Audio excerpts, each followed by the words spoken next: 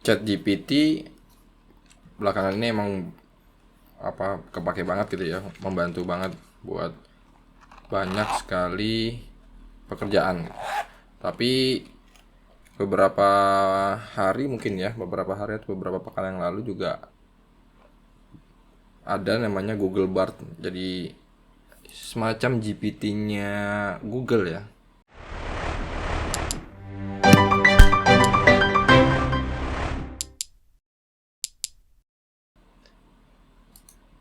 Ini ya, yang Bard, ini ChatGPT.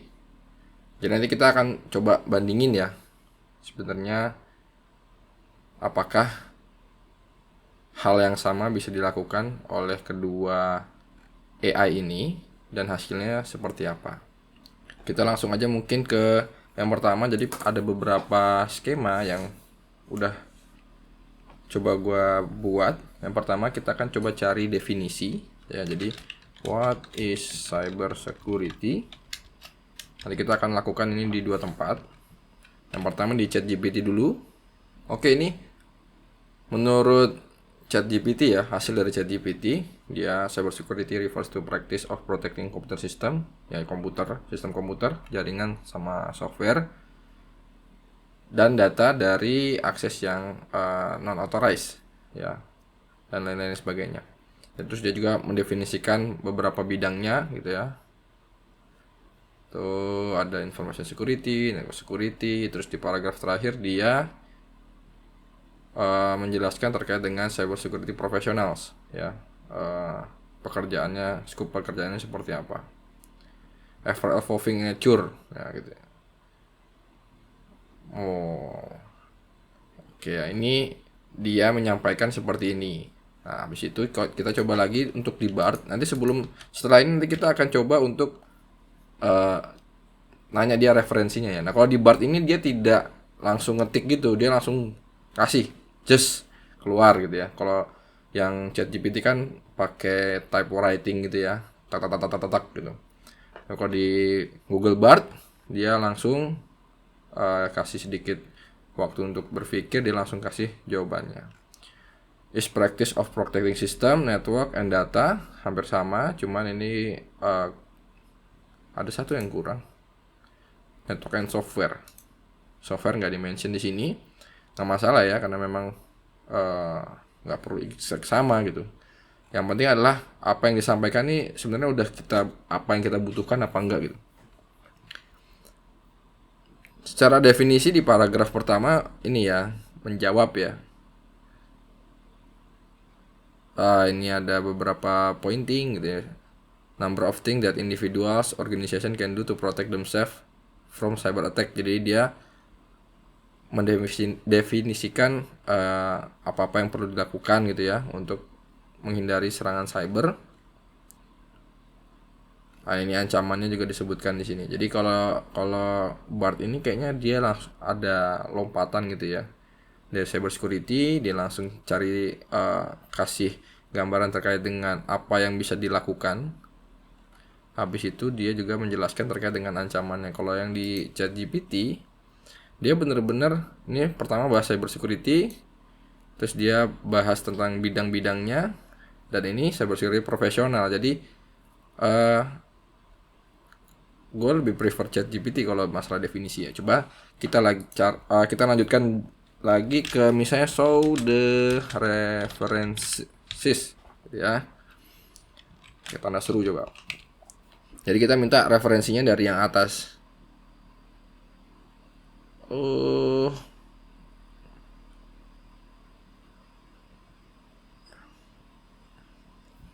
Show the reference of above answer.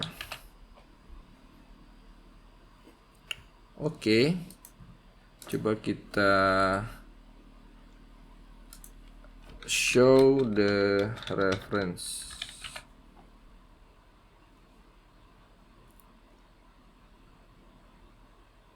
Nggak bisa juga ya.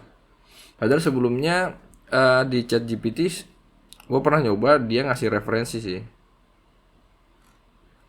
Oke, jadi sama-sama nggak bisa. untuk yang ChatGPT maupun Google Bard. Nah, kita akan tapi di sini dia udah nyebutin ini sih ya, kalau yang di Google Bard ya, ini salah satu sisi positifnya ya. Dia langsung ngasih sourcesnya. Kalau misalnya ini coba show the sources. Nggak bisa juga. Oke, kita stop aja dan kita lanjut ke pertanyaan selanjutnya. Kita akan buat dia untuk mencari seseorang gitu ya. Who is misalnya Taufik Hidayat.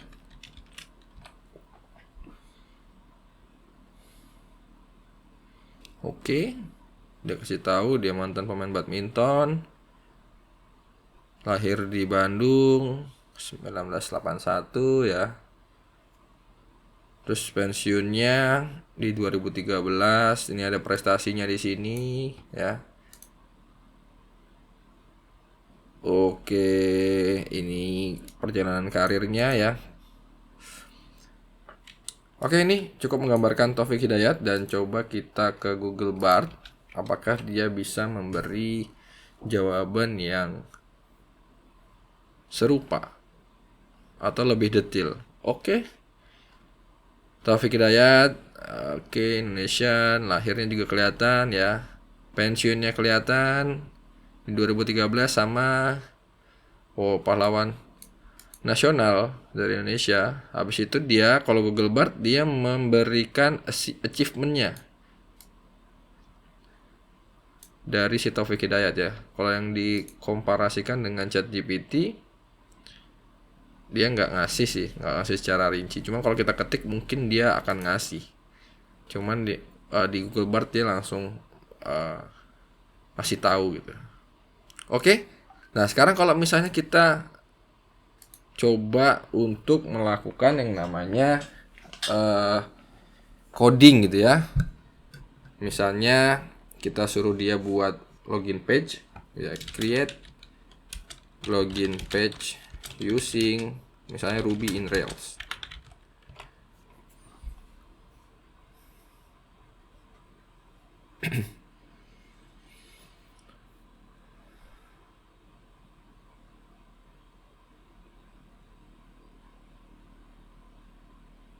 Oke ya, cukup detail ya.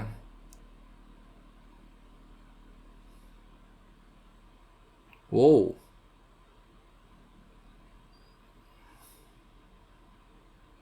Saya sengaja pakai Ruby in Rails, jadi apa namanya, biar nggak umum-umum amat gitu ya. Saya pakai bahasa yang umum gitu, pakai coba kita tes dia pakai Ruby gitu. Ini cukup ini ya, cukup detail. Cuman numberingnya yang saya heran, dari atas sampai bawah ini satu terus gitu. Install gem, define routes ya. Habis itu generate the session. Ruby on Rails ini kan sebenarnya framework ya, tapi emang bener sih, dia di akhir itu dia bikin HTML code-nya di akhir ya, di view-nya. Tapi ya itu hasilnya itu dia numberingnya satu semua gitu. Kok satu semua. Ini juga dia sebutin ya dependensinya ya. Jadi cukup komplit gitu. Nah, Rails dari benar-benar awal ya. CD login, Rails generate, model dan lain sebagainya. Kita akan coba dia di Google Bard. Jadi Google Bard ini memang di awal di state sih bahwa dia ini mungkin tidak benar, tapi feedback kita adalah masukan untuk mereka. Makanya kita tes aja. Create login page using Ruby in Rails. Apakah dia bisa provide, menghasilkan hasil yang baik juga gitu ya. Oh, dia jabarin dulu nih, bagus ya. Jadi pertama dia akan coba untuk buat dulu ini, buat ini, generate user modelnya, tes login page dan lain sebagainya. Ini create-nya Rails new app. Oke. Ini create new file called app Ruby Rails generate control dan lain sebagainya. Oke ya, create login page. Habis itu dia nyuruh tes dan dia ngasih sourcesnya ya. Oke, ini nilai plus banget ini. Nilai plus banget.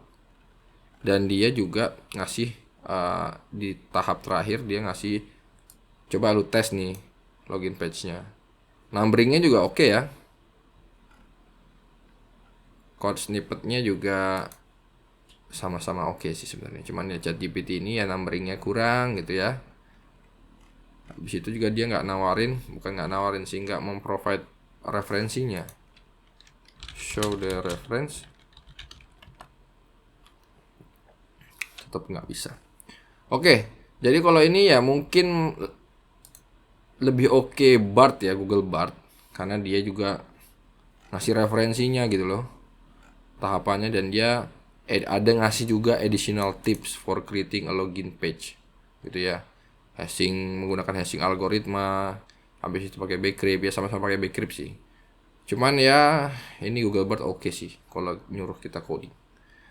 Kita suruh coding maksudnya. Dan yang terakhir kita akan coba dia untuk misalnya mencari subdomain gitu ya. Show subdomains from misalnya bing.com gitu ya. Bisa nggak dia ya? Oke. Oke. Oh, dinawarin ya. Dia nggak bisa. Katanya dia nggak bisa akses data yang real time. Tapi dia menyarankan gitu ya, kita pakai Sublister, The Harvester, atau Search Engine gitu ya. Dia oke sih. Walaupun sebenarnya nggak bisa ya. Ini cuma ngetes aja sih sebenarnya. ChatGPT ini kita bisa buat dia untuk melakukan enumerasi atau information gathering atau enggak gitu. Coba di Google Bard. Oh, dia bilang nggak bisa. Udah gitu aja. Dan dia nggak nawarin apa-apa ya. Sebenarnya nggak masalah nggak ditawarin apa-apa ya. Ya cuman dari sini berarti sama-sama mereka berdua ini nggak bisa untuk melakukan yang namanya pencarian subdomain atau information gathering ya, aktif maupun pasif ya.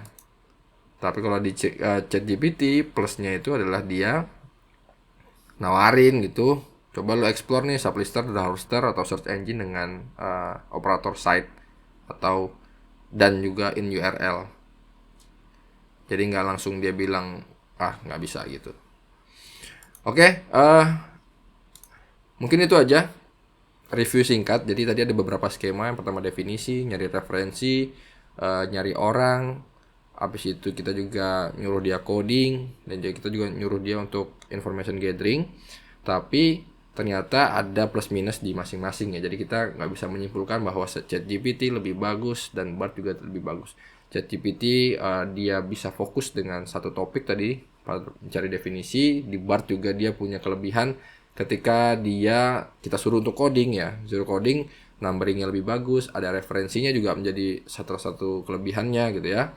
Habis itu balik lagi ke ChatGPT, ternyata ChatGPT juga punya kelebihan terkait kalau misalnya dia nggak bisa melakukan hal itu, dia ngasih saran gitu, nggak cuman bilang bahwa saya language model, saya nggak bisa membantu terkait dengan hal itu.